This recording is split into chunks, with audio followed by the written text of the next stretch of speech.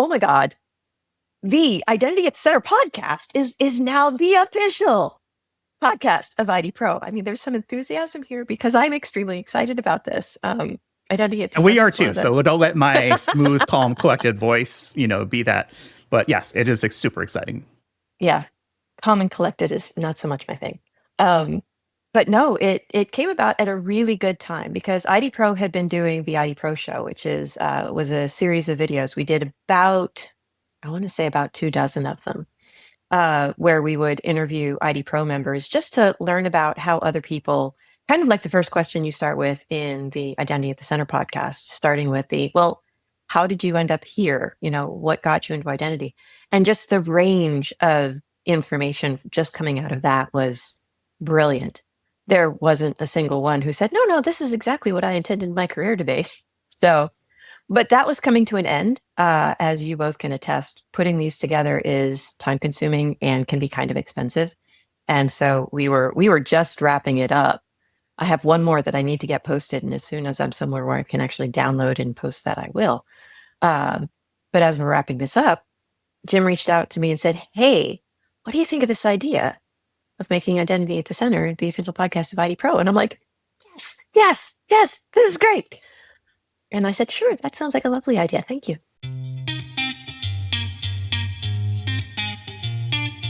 This is Identity at the Center.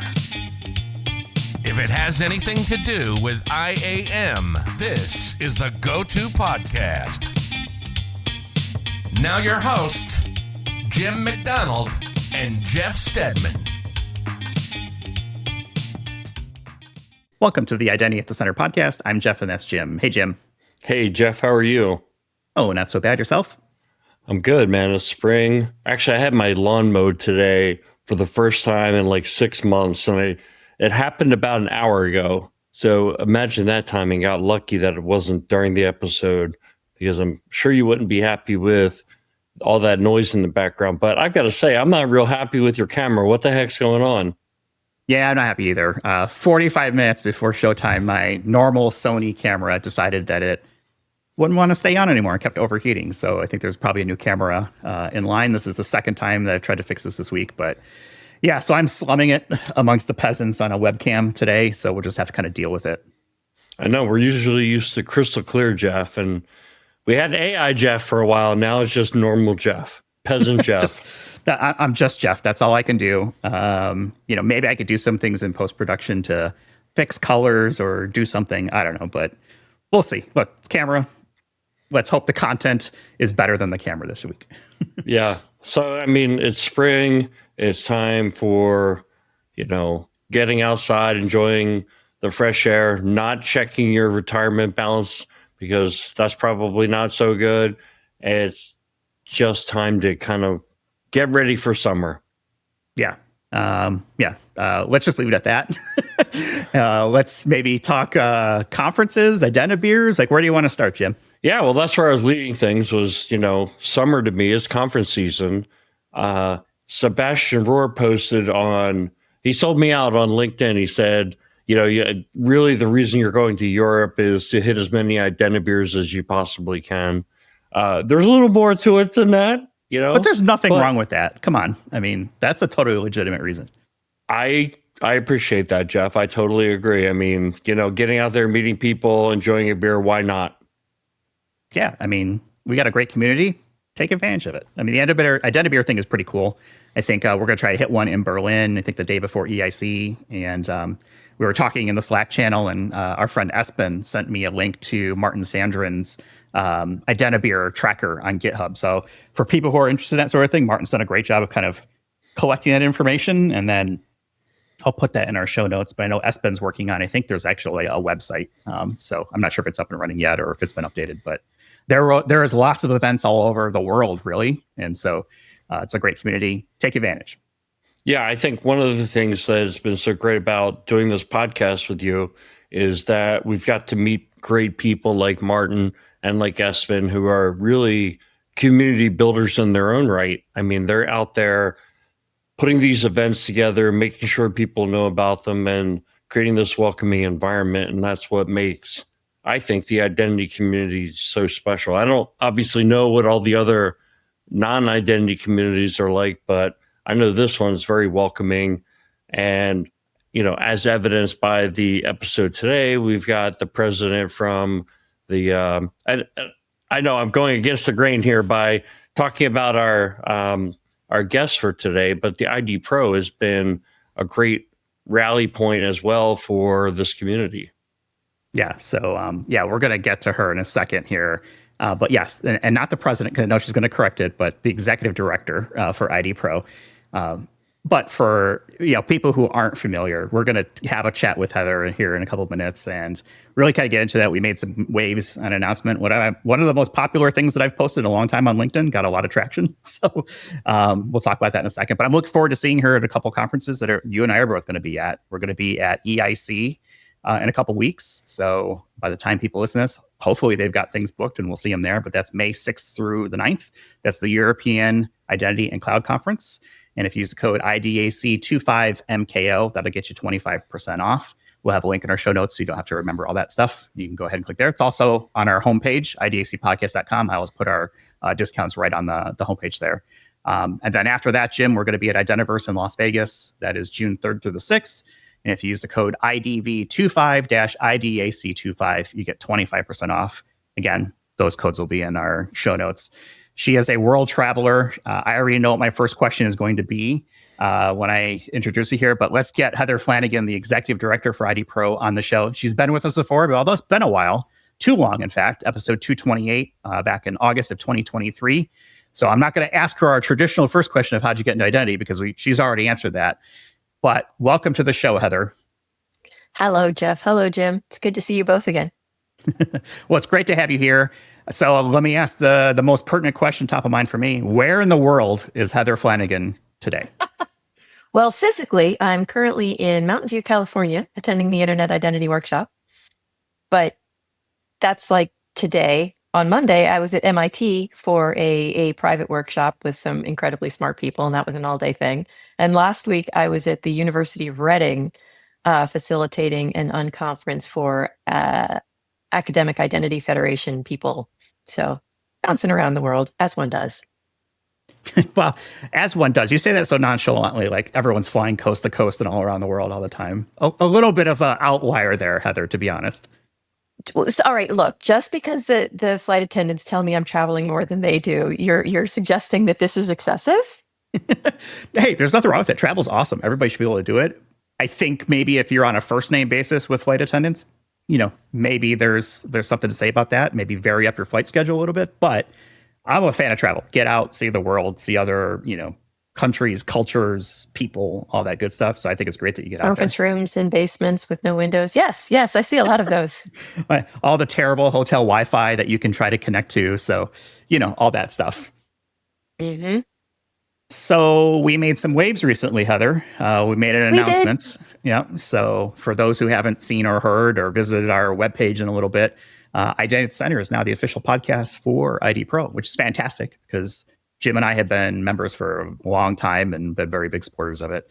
I guess take us behind the scenes maybe of, how did that kind of come together? Or, we obviously have our version of it, but it's like, hey, it's probably not as complicated as people thought it was. but I just want to get your thoughts on that announcement. So it's kind of funny how you said it. You said it in just a lovely, flat tone. Yes, Identity at the Center is now the official podcast of IDPro, which is not at all how I say it. How I say it when it comes up is like, oh my God, the Identity at the Center podcast is now the official podcast of IDPro. I mean, there's some enthusiasm here because I'm extremely excited about this. Identity at the Center. We are too. Center. So don't let my smooth, calm, collected voice, be that. But yes, it is super exciting. Yeah. Calm and collected is not so much my thing. But no, it came about at a really good time because IDPro had been doing the IDPro Show, which was a series of videos. We did about 24 of them, where we would interview IDPro members just to learn about how other people, kind of like the first question you start with in the Identity at the Center podcast, starting with how did you end up here? What got you into identity? And just the range of information just coming out of that was brilliant. there wasn't a single one who said, no, this is exactly what I intended my career to be. So, but that was coming to an end. As you both can attest, putting these together is time consuming and can be kind of expensive. And so we were just wrapping it up. I have one more that I need to get posted, and as soon as I'm somewhere where I can actually download and post that, I will. But as we're wrapping this up, Jim reached out to me and said, hey, what do you think of this idea of making Identity at the Center the essential podcast of IDPro? And I'm like, yes, this is great. And I said, sure, that sounds like a lovely idea. Thank you. Excellent negotiator for sure. Yeah. No, it's super cool. Like, you guys have a great show, and we're happy to support, everything that IDPro does. And I think it's a natural alignment for us because we try to be vendor neutral, especially on our sort of normal episodes. Yes, we do some sponsored stuff, but as you said, running a podcast is expensive. So we try to defray some of those costs with it. And look, we're such big fans of IDPro, right? I've been a member since I think the beginning, 2017 or whatever it was. I think when it was announced at the Chicago conference, I think Jim followed pretty closely right after, I think, as he found out. And we've been, somewhat active, I think, in the Slack channel, and maybe we'll be more active now. I've tried to be more active over the last couple of weeks with the announcement, but it's such a good community. It's such a good resource for really everybody in the space, whether you're just starting out, if you're curious about what the heck this IAM thing is, or if you've been in the space for like decades, or maybe for some people centuries. It could be, a great resource. And there's so many different chat channels. It's not like we just talk about identity. Like, I think I see something in the Identiverse conference channel talk about people going to see the John Wick experience at Area 15, which, like, I'm all in for that. Like, that sounds awesome. Area 15 is very cool, by the way. If nobody's ever been there, definitely check it out. But there's such a good community, and I keep coming back to this word of community because it is that. This is not secret sauce for a lot of people. We're all in this typically, right, to protect our users, reduce risk, make things easier for folks, right, all that kind of things. And yes, there's vendors and stuff like that who have products in that space. But generally speaking, most of us are like, yeah, that's a great idea. We should do that too. And, all these really smart people getting together and learning from each other is just super awesome. So I couldn't be happier, even though maybe my tone is a little bit even and cool. So let me talk a little bit about the Slack instance, because I think that's the single, I don't know if I want to call it the single best thing that IDPro offers, but it's certainly the single best member only benefit that IDPro offers, because it is not a free Slack instance. It is a paid for Slack instance, which means we have got years of history. So if you go into, say, the SAML channel, there's just so much material there that people can learn from. There are at last check, about 120 different channels. Obviously, some are more active than others. And they do range from authorization, authentication, IGA, passwordless, human factor, IdentiPets, very important. We've got to have a place to share our cat and dog photos. Pit Boss, if you're into smoking barbecue, there's like a little crew that does that too. There is conference submissions is one of my favorite Slack channels, because that's, anecdotally speaking, my observation in going to all of these conferences that I do is that so many of the speakers are IDPro members. And I think part of that is because we have this conference submission channel where we give each other feedback as soon as a call for papers opens. It gets announced there, and you can say, hey, I've got this idea, and you iterate on it with a community to say, is it good? Does it make sense? Is it compelling? Would you want to go to this? And the acceptance rate feels like it is fairly high. So it's great resource. It's a good way to like peer review and say, yeah, is this a good idea or not? Or am I just crazy? I mean, there's a lot of stuff that has come out of the identity space that's been like, yeah, this is just an idea. I think Ian Glazer was, one of those things recently, this whole modern identity concept that he kind of put out there, and it's like, all right, here's this thing. Have fun, go play with it, right? Expand on it. Pretty much. I mean, of course, we do have more resources that aren't member only, and yet that membership helps support, like the IDPro Body of Knowledge, which is, my other favorite thing, because before I was executive director, I was and remain the principal editor for the Body of Knowledge, which, that we've got close to 36 articles there written by subject matter experts that I then get peer reviewed by not necessarily IDPro members, but usually come in and say, is this right? Does this make sense? Is this useful and is it, as we always say, vendor neutral? Giving people a place to start to just try and understand where do I even pull the thread to start learning about what's critical in identity. And I'm glad you mentioned the body of knowledge, because that was the other thing I was going to bring up, because really a lot of the knowledge that goes into that, and it's a lot of just really good, well-written, smart articles and blogs and explainers and pretty much everything you can hope for, really kind of feeds into the CIDPro certification. So maybe you can kind of tell us a little bit about the CIDPro certification, because I know that was kind of a momentous event to get something out there. It was.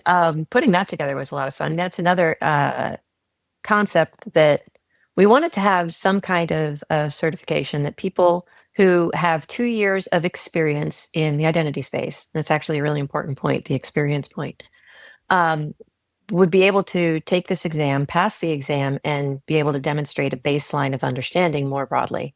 The questions were put together by subject matter experts, going through, in partnership with people who actually know how to write test questions, which proves to be a lot harder than you would think it should be. And then turning that out into the world. It's about time for it to be refreshed. When we first put the exam together, one of the things that was interesting was, of course, the body of knowledge isn't a complete resource.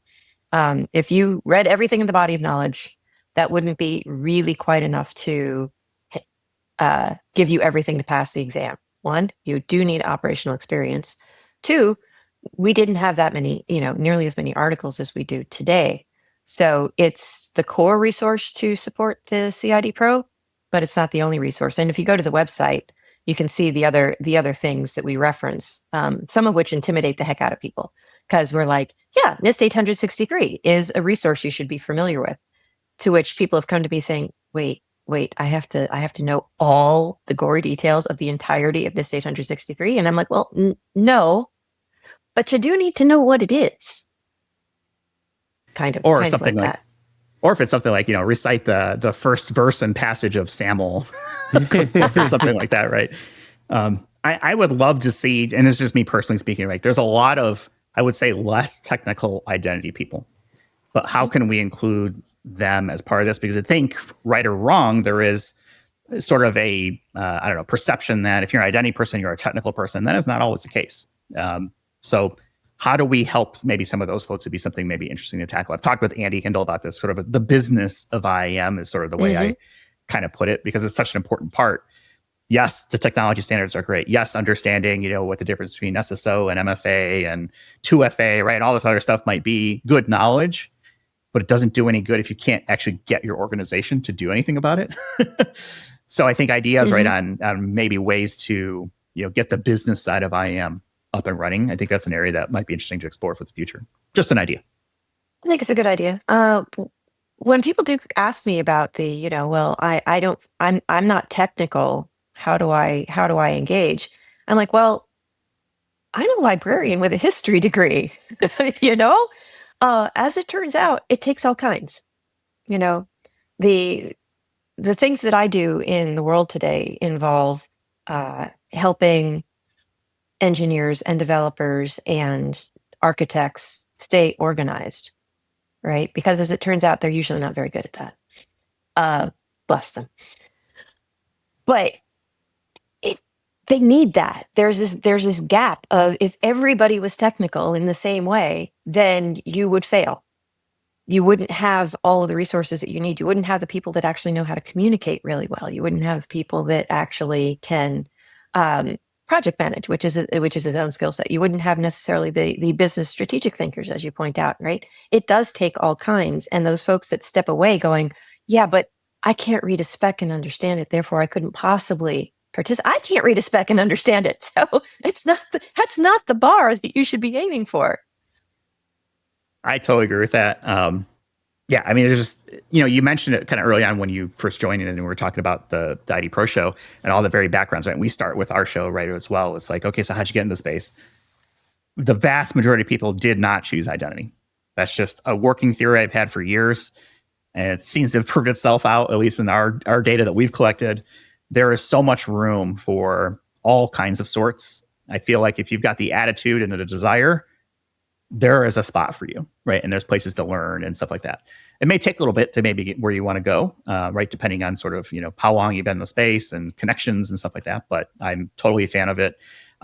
One thing that I think is really interesting that I want to pivot a little bit here is to talk about the Identity Salon. It's something I wanted to ask Andy about last time he was on the show. Didn't get a chance to do it. Tell me about the Identity Salon, and are you an identity stylist? Here, let me toss my hair. So the Identity Salon came out of an interesting observation in the same way that unconferences came out of the observation that so much of the useful conversation happens in the hallways. So why don't you just have a meeting of hallway conversations? This came out of the observation that a lot of the we'll pick on Identiverse, which I'm chief of staff for that conference again this year, right? So, but it's obviously one of my favorite events. But I'm going to pick on it for a minute because it's aiming to have anywhere between 3,000 and 5,000 people attend, and it needs to find the common denominator for what would be of most value to the most people attending. Okay, that's reasonable. But what about the other people, right? What about the people who have been the enterprise architects for 15 or 20 years, or the people who are very, very senior? They're not going to get anything out of Identity 101. They're just not. They might go to support people, but that's not really what the conversation they want to have. On top of that, you get an interesting challenge of when you bring in the enterprise architects from big companies, like big automotive companies or something like that. They can't necessarily talk about what they're doing in a public venue. So here's where the Identity Salon comes in. It is what we're trying to do is put together a space for these senior level people to come in and talk about the challenges that they're seeing as 10-year horizon problems, not the how can I deploy passkeys, which is certainly an important conversation to have, but maybe it's the, okay, assuming passkeys have been deployed, what's the next thing? What's the problem we haven't come close to solving yet that we're going to have to figure out how to do in our environments? On top of that, it's held under the Chatham House rule, which you really should have asked Andy about that because it comes across so much better when a British person sets that out. But suffice to say, Chatham House rule means that while you can use the information that you received from an event, you cannot attribute that information. And so you don't say, hey, Andy said, and Andy is affiliated with Hindle Consulting. I can totally pick on him for this because everybody knows he's involved. That offers an interesting level of freedom to the enterprise architects because they can do a lot more conversation about what's happening in their world, knowing that information will be held in reasonable confidence. So we had our very first proto event just before Authenticated last year. We had our second full day in-person event in March, and we try to intervening have virtual events. We keep these events small because the important part is having conversations.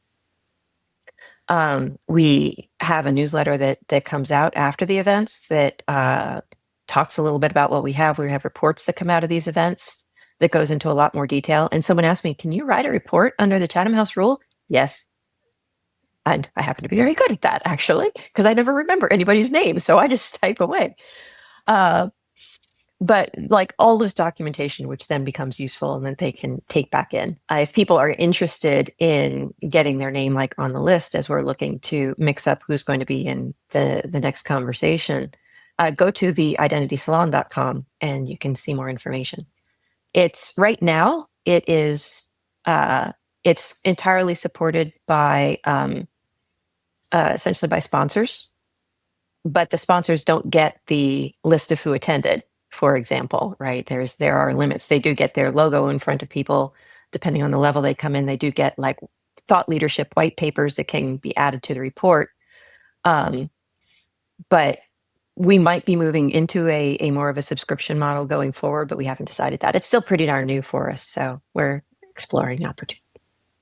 I think it's such a cool idea, and I think you kind of addressed my natural follow-up question is, how does one get involved? Is this invite only? Is this, you submit an application and sort of get reviewed to see if that makes sense? If I said, okay, I'd like to be in a discussion like this, or I think I have something to share. Like, what's my step to try and get involvement here? Your step is to go to that website, and at the bottom of the page, there is a link to, for more information, sign up here. And that gets you on the list that Andy, Ian, and I see. And from there, that, like I said, as we think about the next in-person event will be before Authenticate, and we'll be thinking of what does the agenda for that need to be, and therefore what would be the best mix of people in the room. And if you don't make it in the room, but you're on the list, you may end up getting the report anyway. So, and the virtual events are not quite as strict, though they are also held under the Chatham House rule. I love the Chatham House rule. This podcast is under the Chatham House rule too, so you can quote Jim McDonald without saying Jim McDonald's name. Just kidding. We put our ideas out there all the time, and they may be right or they may be wrong. So I guess maybe it is Chatham House rule. I like that. As far as what you mentioned about the Identity Salon, we'll put the link in the show notes. I also wanted to comment, you brought up the NIST 800-63, and you mentioned that as kind of a starting point for people. I sometimes refer to that as like the Bible of identity and access management. And whether or not you agree with that, there's another, I heard Jim McDonald say, but I've said that before, that I kind of see it that way. I've been aware of it since 2014. It just gives a framework for thinking about placing the proper identity controls based on the context of the situation, the risk presented by the access. We've had Ryan Galuzzo. He's, the person kind of writing the revision right now, or leading the writing of the revision of 863. So I'd say go back and check out some of those episodes for people who are interested in learning more. I'd also say there's a lot of content out there on YouTube as kind of a starting point. But I think, as you hopefully get more interested in the topic, it's something that you can actually read the paper from end to end. There's 3 parts, A, B, and C. So I think that's great advice in terms of one of the great references in terms of how to think about applying identity controls. What I wanted to talk to you a little bit about, I'll give you a softball question. The Identity at the Center podcast is definitely internationally focused. So about a third of our listeners are based in the US. The rest are throughout the world. From using the Slack channel for IDPro, from just kind of seeing the membership list and knowing who these folks are, they're global. Is IDPro a global organization? Absolutely. We regularly have people participating from Australia, from Japan, of course, from Europe. We don't have quite the African representation that I really wish we had. But it is I think the barrier to entry in terms of people feeling, there's 2 things that are preventing people from feeling necessarily comfortable in participating in something like IDPro. One of which is whether they feel comfortable with English as the primary language. That is something that people often struggle with. And the other thing is the culture of openness is not universal. And so, the fact I am perfectly happy to post and say, I don't know something, help. That's not a universally comfortable concept. And so there are a lot of cultures where, they'll come in, they'll lurk, but they won't necessarily participate because you just don't want to be seen as stupid. Right. So, oh, that's a great point. Now, in terms of the manifestation of that global presence, I mean, Jeff and I are attending EIC for the first time. It's our first international identity conference. I see that there's a lot of presence from IDPro people in terms of the speaker list. Talk to me about IdentyPro's, presence there at EIC. We are one of their partners, and we're expanding that partnership actually with Cup Near Cold to be even more than just the EIC conference. But I'll have a separate announcement about that in the future. Suffice to say that's happening. We have for the past several years, we've had a workshop on Tuesday before the formal start of the conference, and this year is no different. we have a workshop where one of the things, what we're presenting for the audience's consideration is job descriptions. It's an interesting thing, right? How do you actually describe an identity related job? And what do you tell your HR department when you say, okay, I want to hire an architect. What are the requirements? What are we looking for? I want to hire a junior person. What are the requirements? What are we looking for? So Elizabeth Garber, who had been working with IDPro for quite a while, helped put together like the initial library of templates for job descriptions in the identity space that companies could then use, definitely adapt to their more specific needs, because we tried to keep it vendor neutral, but you may put in there as a requirement, no, you must have experience with Entra or something like that, right? But that's the thing we want to put in there to, again, make it just a little bit easier to describe what does an identity professional do, and to sort of seed that through an organization such that you can hand this to your HR department even and say, this is what an identity professional does, and this is what we need. So that's going to be Tuesday morning of EIC.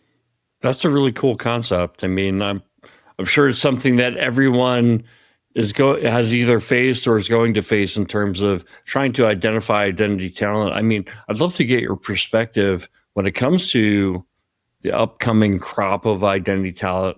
I mean, we hear about all the time that there's a real shortage of talent, and at the same time, a lot of folks reach out to me and they're looking for that entry level role. It's like everything requires experience. I mean, I'm sure you see that as well. And what are your thoughts, or what kind of tips would you give people? One of the questions you guys asked me in the first time I was on the show is like, how did I get started in this, right? How did I get started in identity? And I never thought that identity wasn't part of everything I did, right? As a Galacticom bulletin board system operator in 1995, what was my job? My job was figuring out who had, what accounts were needed, who had them, and what they had access to. That's the core of identity management right there. You shift that up to, okay, SunOS 413 for the win. Who has access? What are the groups involved? How do you manage that? You're back to identity, right? Identity is in pretty much every aspect of online services. So if you want to get involved in identity and you don't have experience, you can find it. If you get a job at an organization and you're dealing with online services, then you will have more space to learn about identity than you think you will. Yeah, I think that's a great point of view. I think, getting something that is related where you're doing some identity work, you start to build that experience, and then it's a jump maybe full-time into the industry. I was thinking about something else about the Slack channel. I constantly see people posting about the Identiverse, and I'm excited. I've never been to an Identiverse. I don't know if you have. And I always wondered, how did Identiverse start? Do you know how the concept came about? And is there any kind of linkage between IDPro and Identiverse, or is it just like a natural organism that just happens to happen? It's a mutual admiration society. And I believe Sam Evans started it several years ago. There's no official relationship between the two other than, IDPro members go to Identiverse, and if you're at an Identiverse, you're going to talk about IDPro, and we all love each other very much because, it is awesome. I have been to an Identiverse, and sometimes it gets a little too loud for me because it is such an enthusiastic group. But they are ever so much fun. So if I remember one thing about you from our last podcast is that you're a Scotch person. Is that okay? Do you have to like beer when you go to Identiverse? I'm going to sound like an alcoholic at this point, right? I like interesting flavors, and therefore, yes, I like Scotch, and I like the breadth of flavors in Scotch, and it's fun to just deep dive and explore on that. But I also like beer, though not all beers, right? I'm into malty beers, therefore I like the Belgian beers, the English ales, ambers if I have to. I do not understand the concept of an IPA. Why you want to drink a beer that makes your mouth pucker? Completely beyond me. And I cannot drink wheat beers. because I I have a don't wheat like wheat beer intolerance. either. Oh, So I used to like them, but I can't drink them anymore. Not since college, actually. So yes, I also drink wine. Thank you. And I don't have a preference between red and white. I have a preference between good and not good, right? I want good wine. maybe I shouldn't have brought up that whole line of discussion. No, absolutely. So the international angle's well in place, but you guys have, the roots in the starting in the United States and have a pretty big presence when it comes to one of the biggest conferences in the US, Identiverse. Talk to us about IDPro's role at Identiverse and what you have coming up for 2025. So, as with the EIC, we are considered one of the sort of industry partners to Identiverse. We do have a booth, which we are constantly looking for volunteers to come in and hang out and let people come and say, "Wait, what is IDPro? What is this thing? Why should I care?" Though most often they want to know about the CIDPRO exam. We With my IDPro hat on, I'm one of the two people that does the newcomers session to just introduce people. What does it mean to be at Identiverse? What is it like? What can you expect? That moment of being able to look at this crowd of 200 people and say, welcome all you introverts to the Identiverse conference. Glance, surreptitiously off from one side to the next because you were surrounded by fellow introverts and you should be able to say hi to them even though you kind of don't want to. Yeah, one thing that I've never been aware of is linking the two conversations we had. Is there an Identibeer that usually happens at Identiverse? There's usually an IDPro social, like Wednesday after whatever the conference social is going to be. So it's usually like around 6:30 or so. We still need to get that organized. I have to do that as soon as I get home. But that's usually a thing. It isn't usually an Identibeer, though co-branding that would be totally fine with me. I haven't talked to Sam about it yet, though. I should do that. Yeah, I kind of get the sense, Identibeer, IDPro, Identity Center podcast, we have one thing in common, which is vendor neutrality. It's not that we're against any vendor, but we don't want to stand for promoting one vendor versus another. That's one thing that I've learned about Identibeer, because I even offered to sponsor the one that we're doing in Oslo, which will be in a couple of weeks. And I was told, well, that's not really the culture. Like I said, I've never been to one before, but the idea is that, hey, everybody, nobody pays anybody else's way at the Identibeer. So I thought that was pretty cool. That is cool. And it's I like it. One of the reasons I really like the whole vendor neutrality concept is because it pushes people to think about why the product they're using does what it does the way it does. Because if you can learn those underlying principles, it will then serve you really well as to, okay, well, if this behaves this way, it behaves this way for a reason. The next product, the bells, the whistles, the dashboards, they may look all different, but the underlying concepts about identity verification, about group management, about access controls, pick your favorite role-based or policy-based or whatever based, those principles will apply across the board. And as soon as you enforce vendor neutrality, it makes you think about that. So I like that. Yeah, I at least my understanding, I haven't taken the CIDPRO exam, but that the exam is based on kind of vendor neutral type questions. It's what is the best practice or leading practice for this identity problem, right? Yep, that's exactly so. I'm going to add one point about the CIDPRO exam. The single hardest thing about the exam, this is like now the inside story. What makes that exam really, really difficult? What is the one thing that people come back to me and say, wow, this was hard? Yeah, it's the proctoring. It's not the questions. It's the actual proctoring experience, because since it's an online, it's an official certification. It's not just a random set of multiple questions. You're actually going through a service where there's someone on the other side staring at you to make sure that you don't. I'm sorry, if you're one of those people that just starts looking off into the distance as you're thinking, oh no, they don't like that, because you might have something written over there. You're not allowed to have a phone. anywhere nearby, any other computers nearby. You're not allowed to have water nearby, right?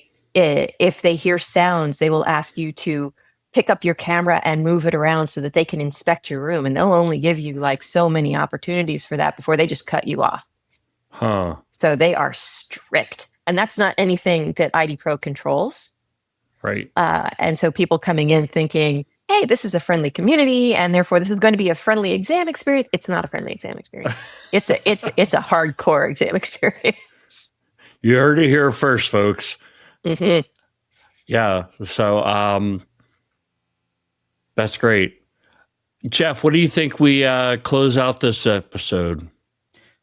Well, I feel like we all travel so much, and Heather, you've been fortunate to be a whole bunch of different places. I'm curious, what do you do?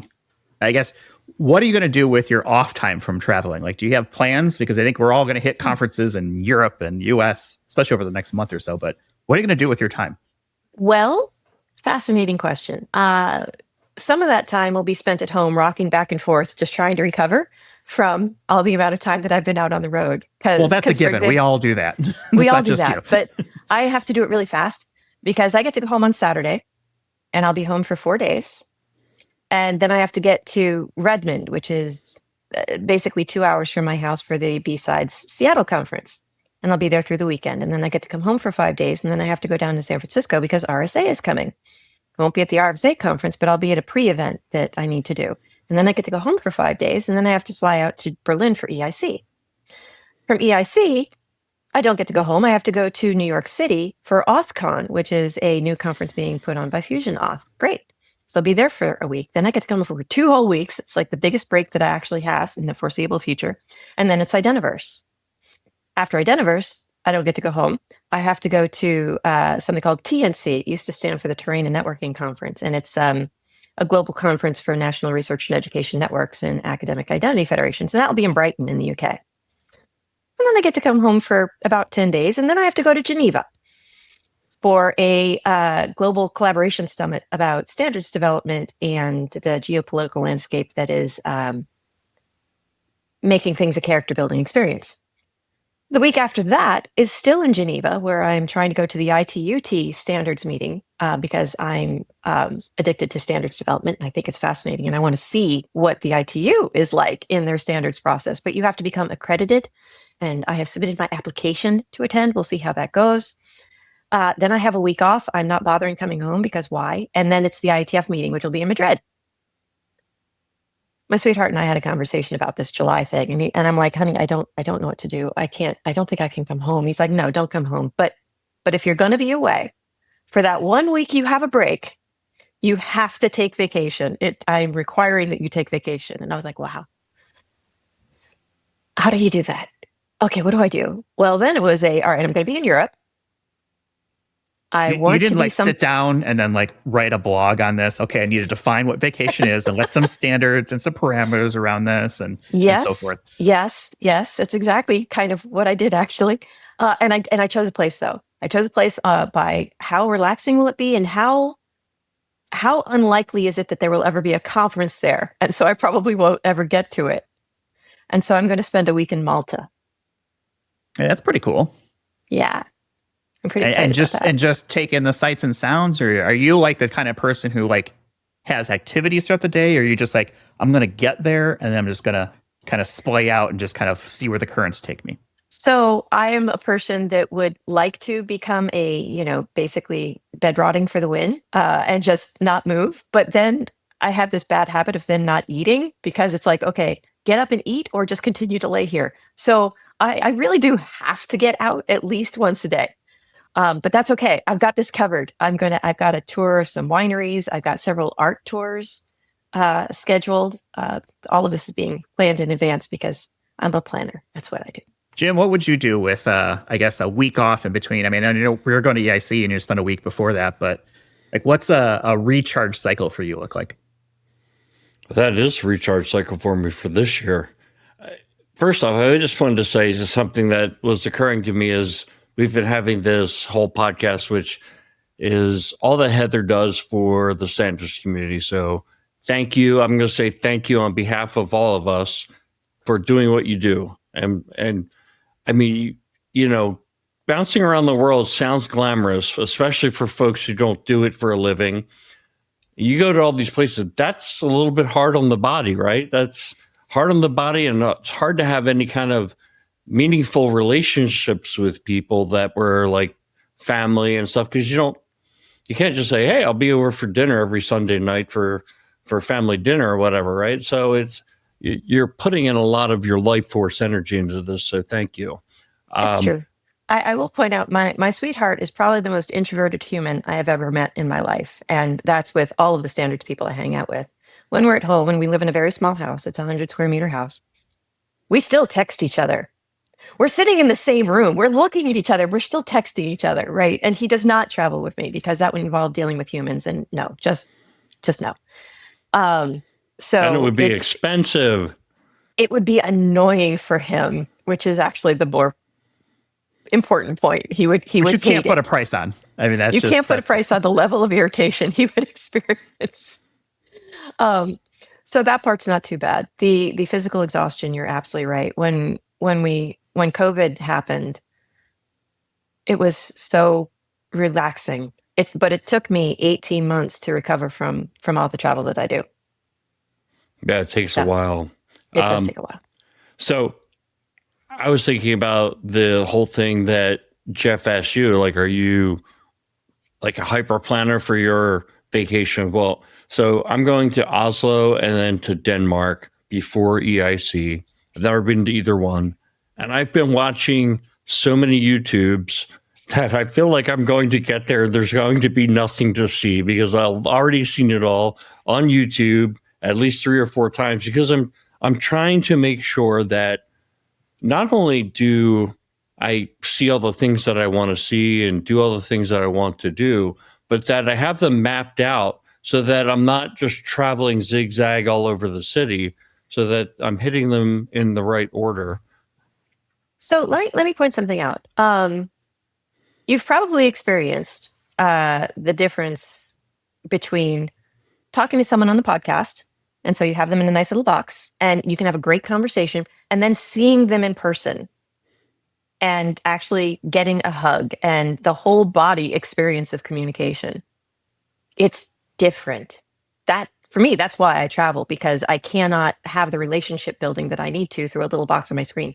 Going to Oslo, going to Denmark, going anywhere, any kind of travel, you can see everything in the little box on your screen in YouTube.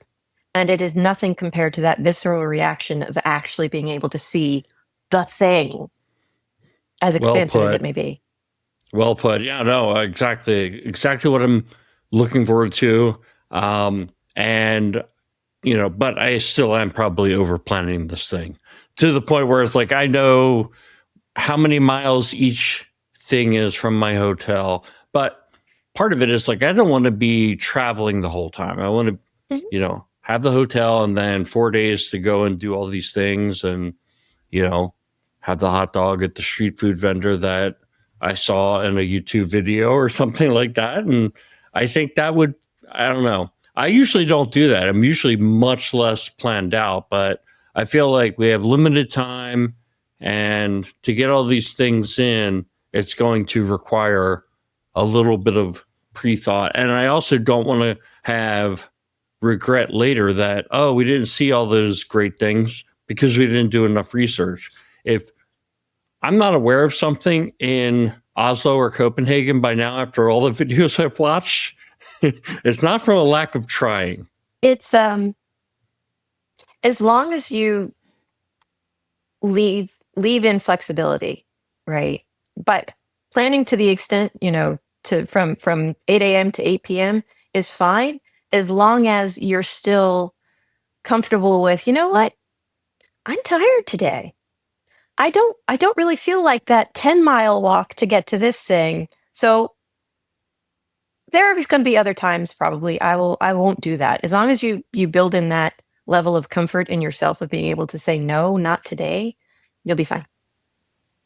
Absolutely. How are you approaching your trip, Jeff? 100% the opposite of you, Jim. Right now I have a flight to Berlin, and then I have a flight out of Amsterdam 2 weeks later. So that's about as far planning as my wife and I have gotten. She's going to join me in Berlin towards the end of the week. And then the plan right now is to go from Berlin to Amsterdam, probably by train. We haven't figured that part out. I still don't have a hotel for Amsterdam. And then we're going to figure out like a day trip somewhere using sort of Amsterdam as sort of like the base from there, and then fly home from there, a week after EIC is over. So I haven't figured it out yet. So I honestly don't know how to answer that, other than I know I have a way into Germany and a way out of Amsterdam. How I get between the two is still up to be, decided. But I'm kind of a little bit more relaxed on vacation. I'm like, all right, let's just go there, and then let's just kind of hang out and see where the wind takes us. And we did this for London last year, where the whole point of the trip was to go see the Cubs play the Cardinals baseball game. Jim, I'm sure you'd appreciate that. And we spent a week, I think, there. The game was on Saturday. We came in early, and we basically just picked a direction. It was the first time either of us had actually been in London proper. And we picked a direction and just walked. And when we got tired of walking, we'd stop into a pub or something and get drinks or food or whatever it may be. And then when we were kind of done for the day, we would take an Uber from however far we got out back to the hotel. And then we would just kind of, play it easy at the hotel and then do the same thing the next day. So we just picked different directions. I imagine this is probably going to be kind of similar. I feel like it's the first trip out to these places. So, there's that desire. I totally get Jim. I was like, I want to see everything. It's just not reasonable. I've already kind of put it in my head, like, look, we're not going to see everything. Like, let's just pick the things that are most important, and then we'll adapt on the fly as needed. My wife's great to go at that, and she's, on board with that kind of thing. So, and if it's super cool, we can always try to go back, right? Maybe it's EIC next year or 2 years from now or something else, right? Or maybe, whatever happens, right? We end up somewhere else for work or something like that, right? So I'm a little more, I guess the short version, Jim, I'm opposite. Yeah, no, haven't played anything yet. I think it's great that you're opposite. And by the way, it's not like I'm doing this planning because I feel like I have to. I'm doing this planning because I'm really enjoying it. Like, watching these videos gets me excited about going, and here's all the things that I can do. And coming up with that map that I did wasn't because like, oh no, I have to sit down and create this map. It was because I wanted to see where all these different things were in relation to each other. So that's the reason I'm doing it. I like doing it. I do the map thing only if I'm going someplace that I'm not familiar with. And I love things like Google Street View. It's like, okay, let me get familiar with the surroundings. Okay, here's what to expect. Here's where this is going to be at, and so forth. But I don't go into like the logistics and planning of like the most optimal path of all the different things around it. So that's it. All right. Why don't we wrap it up for this week? Heather, it's a pleasure to see you virtually. We will see you in real life in the next couple of weeks over at EIC and then again at Identiverse. Thank you again for working with us on the whole partnership thing. I'm looking forward to see where this goes. We have lots of IDPro members, guests, all kinds of stuff, and I'm sure ideas are cranking in our heads of what are things that we can be doing together over the next several weeks, months, however long this goes. So I'll have links in our show notes for people to check out, Heather. So your LinkedIn, the idpro.org website. So definitely want to check that out. I'll have a link to the Identity Salon, which sounds super cool and interesting. I want to talk to you about that after the fact. And then, for us, we're on the web, idacpodcast.com. We have our YouTube channel, which we're still trying to grow. So feel free to give us a like and subscribe there. Definitely helps. And definitely seen a lot of viewers come on board in the last couple of months. So I'm trying to do more shorts and things like that. And maybe that's working. Maybe it's not. I don't know. But give us a like and subscribe anyway. And with that, we'll go ahead and leave it for this week. Thanks for watching and or listening. And we'll talk with you all in the next one. Bye-bye. You've been listening to Identity at the Center. We hope you've enjoyed the show. Make sure to like, rate, and review. And we'll be back soon. But in the meantime, hit the website at identityatthecenter.com. See you next time on Identity at the Center.